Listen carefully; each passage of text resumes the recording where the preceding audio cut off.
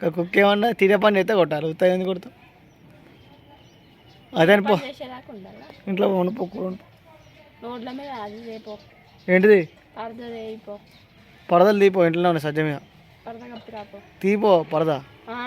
తీపో అంటే అంటావు ఎవరు తీయాలి నేను తీయాలా నువ్వే తీయాలి నువ్వు తీయాలి తీపో నువ్వే తీపో తీయని కూర ఉండాలి వండుకోపో మరి నాతో ఎందుకు వచ్చి నిలబడ్డావు మీతో నిలబడ్డాను పక్కకు నిలబడ్డా పో అంటే పోనీ ఒక పరద కర్రే పరద తీపో తీయండి